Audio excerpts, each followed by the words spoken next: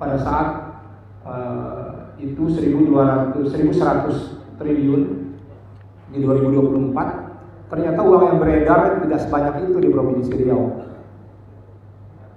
Pada saat itu kami ada pertemuan dengan LPS menyampaikan bahwa di Desember 2025 uang yang beredar di Riau hanya 36 triliun. Yang memiliki rekening dari seluruh penduduk kita hanya 19%. Dengan uang yang beredar 36, artinya 1.000 triliunnya tidak ada di Riau, mengikuti ownernya mungkin tidak di Indonesia juga uang itu di luar. Artinya kalau 1.200 beredar di Riau, tentu itu nilai leverage-nya dahsyat sekali untuk peningkatan pembangunan kita. Kita mendorong industri pengolahan dari produksi ke pengolahan, misalnya kelapa sawit dengan tonase yang besar. Kita mengumpulkan APBD kita yang receh itu untuk memperbaiki jalan, tetapi hasilnya itu dinikmati oleh APBN, gitu. Dinikmati oleh yang lain. Nah ini kita diskusikan dengan pemerintah nasional saat ini. Pak Abdullah memimpin itu untuk menggali apa yang salah dengan pendapatan daerah kita ini. Salah satu yang highlight kita saat ini adalah dari pajak bahan bakar.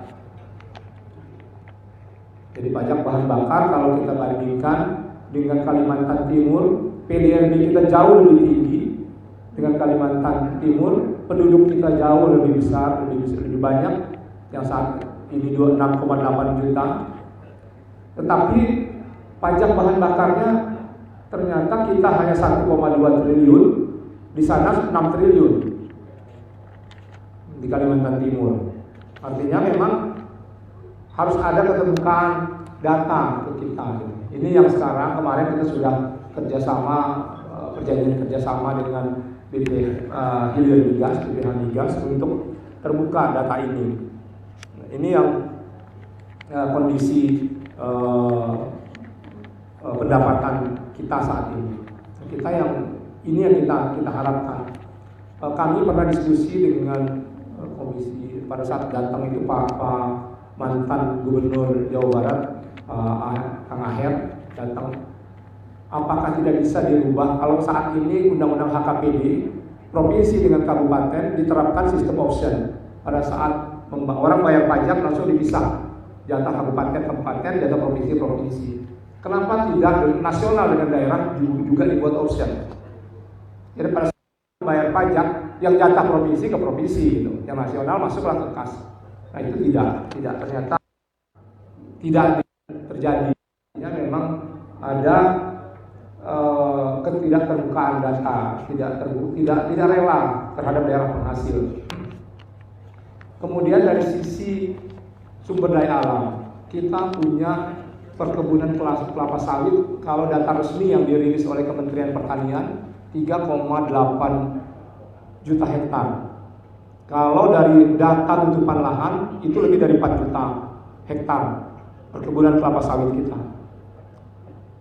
Undang-undang ini mengamanatkan ada DBH sawit yang diterima oleh daerah penghasil. Tetapi ternyata DBH sawit itu tidak masuk kategori DBH sumber daya alam. Dia masuknya DBH khusus. Artinya pengaturannya tidak sama dengan DBH sumber daya alam. Di situ disebutkan dapat diberikan DBH bagi hasil minimal 4% pada daerah penghasil. Benar-benar kita dikasih 4%. Jadi tahun ini hanya dapat 20 miliar Pak. Dari seberapa besar BK dan PE yang diterima negara dari produk berbahan dasar kelapa sawit. Nah ini yang memang kita perlu memperjuangkan hak kita ke nasional, tapi dengan cara yang harus juga menampilkan data yang valid dari kita. Nah ini yang kita perjuangkan. Kemudian beberapa waktu yang lalu sudah kita bentuk juga forum DPR RI Dapil Riau. Kita sudah, Pak Gubernur sudah menginisiasi pembentukan forum, walaupun ini telat, tetapi daerah lain itu sudah jauh hari. Jadi kalau ada pertemuan rutin, mereka ada pertemuan forum Senayan yang disebut kalau Jawa Tengah namanya forum Senayan. Itu membahas apa permasalahan yang ada di daerah, nanti itu yang akan disampaikan oleh anggota DPR RI ke sektor lembaga masing-masing. Karena anggota DPR RI itu bisa merubah RKP nasional sudah ditetapkan, tapi ada aspirasi itu bisa disesuaikan lagi target atau lokusnya. Nah ini yang kita sampaikan, dan kita sudah menyiapkan sekretariat di Gedung Lancang Kuning di lantai 7. Nanti ada hari aspirasi, mungkin nanti dari kita di sini ada hal yang ingin didiskusikan pada hari itu, kita bisa ketemu dengan forum. Ketuanya Pak Ahmad, sekretarisnya Bu Karmila.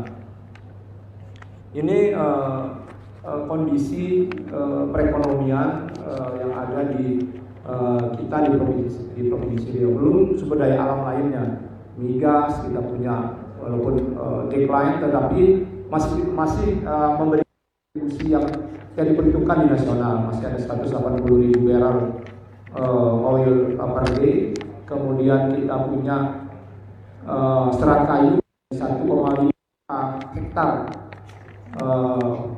hutan tanaman, dan hilir masih sangat terbatas. Jadi sumber daya alam yang ada di kita, raw material yang ada di kita ini ternyata tidak di kita. Kelapa sawit di 300-an produk downstreamnya, kita mungkin beri 100 sekian lebih saja. Jadi added value-nya belum kita rasakan maksimal di dalam provinsi Riau. Kalau ini diolah, hilirisasinya dilaksanakan di provinsi Riau, mungkin PDRI kita tidak begitu, mungkin akan jauh lebih besar. Tetapi kalau sistem bagi hasil masih saat ini, itu hanya memang tidak ada manfaatnya untuk APBD kita. Karena kita perlu APBD yang tinggi untuk memperbaiki infrastruktur, memberikan pelayanan yang bermutu kepada masyarakat. Panjang jalan kita itu hampir 1.800 kilo untuk provinsi. Kondisinya kemantapannya makin hari makin menurun karena kita hidup di daerah bergambut. Unit cost infrastruktur di daerah bergambut itu beda dengan di daerah di tanah mineral. Daerah lain mungkin 8 miliar per kilo, kita harus 10-11 miliar per kilo untuk pemantapan jalan. Nah ini yang kita rasakan di provinsi Riau. Jadi kalau memang uang kita kurang, maka pelayanan kita kepada masyarakat pasti tidak bisa maksimal. Kemudian dari sisi kependudukan, jumlah penduduk kita saat ini 6,8 juta. Dengan kondisi saat ini kita berada di posisi bonus demografi. Jadi rasio ketergantungan kita sebesar 45,58%. Artinya dari 100 orang yang bergantung hidupnya kepada yang lain itu ada hampir 46 orang. Kemudian dari sisi indeks pembangunan manusia kita lebih bagus dari nasional. Jadi dari sisi kesehatan, dari sisi pendidikan, dari sisi pengeluaran per kapita kita masih lebih bagus. Jadi kontribusi kita positif terhadap nasional sebesar 76,31, nasional itu 75,9.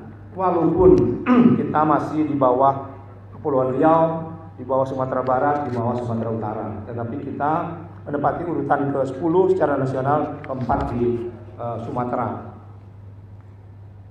Rata-rata lama sekolah kita diukur pada 25 tahun ke atas, itu ternyata masyarakat kita yang umurnya 25 tahun ke atas itu menghabiskan sekolahnya itu masih 9,55 tahun. Jadi baru kelas 10 rata-rata. Jadi umur 25 tahun ke atas. Kemudian harapan lama sekolah ini 13,44. Jadi kalau yang lahir tahun 2025 itu, maka dia harapan sekolahnya itu hanya sampai kuliah tingkat pertama.